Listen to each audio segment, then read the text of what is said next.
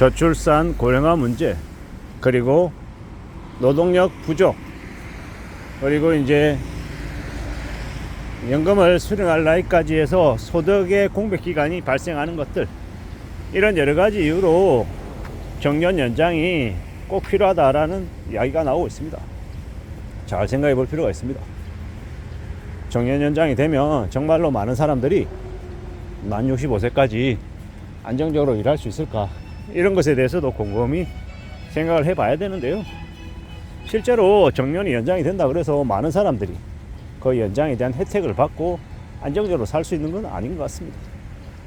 공기업이나 아니면 공무원들은 정년 연장을 확실하게 보장받을 겁니다. 근데 일반 사기업에서는요, 정년 연장이 되면 선제적으로 기업들이 임금 인상, 그리고 이제 고임금 근로자들을 이제 계속 고용해야 된다는 부담 때문에 희망퇴직이나 이런 것들을 좀 더 앞장서서 해서 사람들을 더 빨리 내보내려 하는 그런 모습들이 생겨날 것 같다라는 겁니다. 좀 씁쓸한 모습들이죠.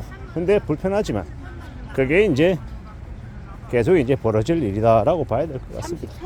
박근혜 정부 시절에도 정년을 만 55에서 60으로 늘리고 난 이후에 실질적인 정년 연장에 대한 혜택을 전체적으로 봤을 때 본 게 아니라 되려 실질 이제 퇴직 나이가 더 빨라졌더라고요. 더 앞당겨졌더라고요. 되게 씁쓸한 이야기죠. 그래서 우리에게 이제 적용이 되는 정책과 실제 벌어지는 현실들 간에도 괴리가 있더라는 겁니다. 그것 또한 우리는 잘 생각하며 살아가야 될 것 같습니다. 앞으로 우리가 살아가는 현실들, 상황들, 모습들 잘 좀 살펴보며 지내는 게 필요한 것 같다라고 생각합니다. 정년 연장은 되지만 도리어 주된 직장, 그러니까 자신이 최대한 오래 다녔던 가장 좋았던 이 직장, 그곳에서 머무는 기간이 되려 더 짧아진다라는 참 아이러니한 상황들이 벌어진다라는 겁니다. 이런 모습들을, 이런 상황들을 어떻게 좀 극복하고 어떻게 좀 받아들일지는 잘 생각해야 될 것 같습니다. 앞으로 이제 뭘 하며 살아야 될지 당장의 현실을 좀 잘 따져보고 움직여 나가야 될 것 같습니다.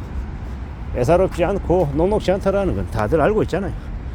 그리고 뭐라도 좀 자기 이름으로 할 수 있는 것들을 준비해 가야 되는데 그게 참 말처럼 쉽지 않더라는 거, 또한 준비를 하는 과정이 1년, 2년, 3년으로 끝나는 게 아니더라는 거. 뭔가를 준비하고 뭔가를 이뤄내는 데는 최소한 시간이 한 7, 8년에서 한 10년가량은 소요가 되더라는 겁니다. 그게 현실이더라는 겁니다. 그러한 것들을 인정하고 받아들이고 좀 긴 호흡으로 준비하는 게 좋을 것 같습니다.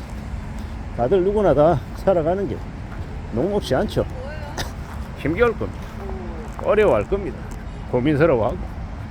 이제 그 고민스러워하고 힘겨워하고 그 어려워하는 것들을 어떻게 좀 헤쳐나갈 수 있을까, 극복할 수 있을까는 이 개개인의 이제 문제, 개개인의 숙제인 것처럼 우리 사회에는 지금 부담 지어져 있습니다. 불편한 얘기죠. 어떻게 해야 되겠습니까? 개개인들이 자기가 할 수 있는 뭔가를 좀 찾으려고 무던히 애써야 될 것 같습니다. 자기가 할 수 있는 것들, 자기가 해야 되는 것들, 이런 것들을 고려하고 찾아보는 게 필요하겠다라는 겁니다. 우리가 살아가는 지금의 시대, 지금의 현실 속에서 나는 뭘 할 수 있을까를 곰곰이 생각해 보는 게 좋겠다라는 겁니다. 이제 저 같은 경우에는 지금 이제 이렇게 유튜브 영상을 찍어서 올리고 강의를 하고 책을 쓰고 이런 생활을 하고 있는데, 과연 이런 것들이 당장에 돈이 되느냐로 이렇게 얘기를 하면 돈이 안 되죠. 근데 이제 이러한 활동들을 지속적으로 계속 하겠다라고 마음을 먹고 움직이는 건 이러한 것들을 통해서 나름 삶에 제 자신의 이제 취미 활동이고 제 자신의 여가 활동입니다만은, 그런 걸 통해서 당장은 아니어도 향후 나중에 뭔가 나름의 길을 개척할 수는 있지 않을까라고 조심스레 생각하고 있는 겁니다. 책은 이 유통 분야에 한해서 계속 이 생각들을 정리해서 책을 낼 작정인데요. 물론 그 책이 돈이 많이 되거나 인쇄가 두둑히 나오거나 이러긴 어렵습니다. 근데 그럼에도 불구하고 꾸준히 책을 내서 세상과 소통할 작정입니다. 왜겠습니까? 그걸 이 매개체로 해서 저를 좀 불러달라는 이야기도 있고, 또 그 책을 내기 위해서 지속적으로 뭔가를 준비하면, 연구도 하고 공부도 하고 세상을 관찰하고 하면 저에게 분명히 또 얻어지는 것들이 있기 때문인 거죠. 물론 이러한 것들 또한 아주 큰 돈이 되나 라고 이렇게 스스로에게 물으면 예사롭지 않죠.